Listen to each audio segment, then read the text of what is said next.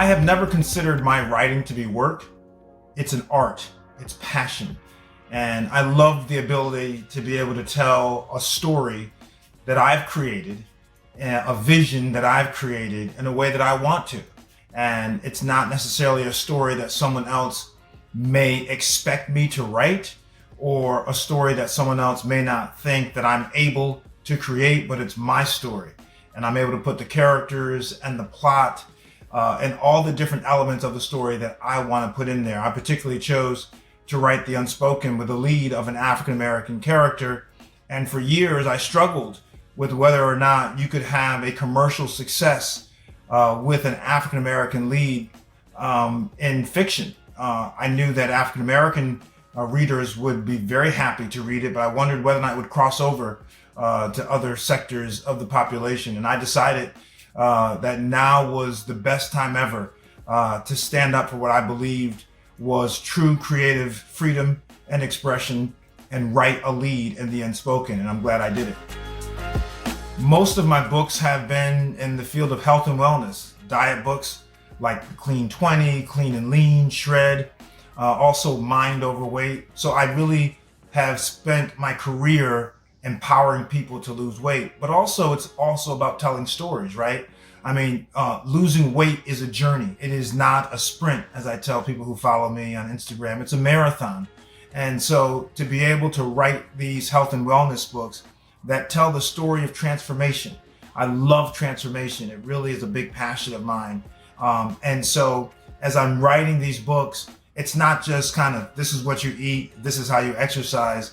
These books really are about a story. And it's the story of how you get engaged and how you stay engaged and how you look at yourself and even how you look at your environment.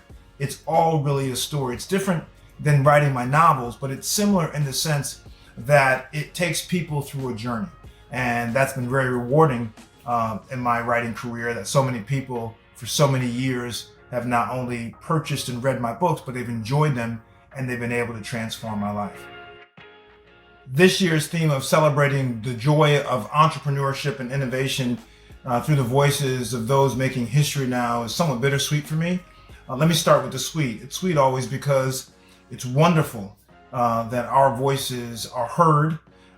Different voices, by the way, are heard and acknowledged, praised, celebrated. That is so important, particularly as a creative artist. It makes a big difference. As creative artists, we hope that our voices will not only be heard now, but we hope that future generations will be able to read or hear our voices. That's the sweet part of it. The bitter part of it is that it feels like this is long overdue.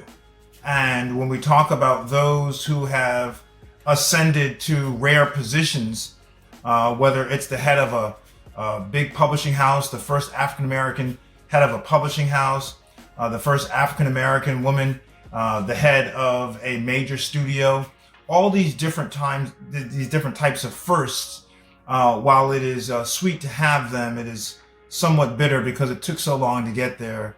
And we should have arrived at these positions so much longer ago. But here we are, and we celebrate that we're here now and that going forward, we will grow even more.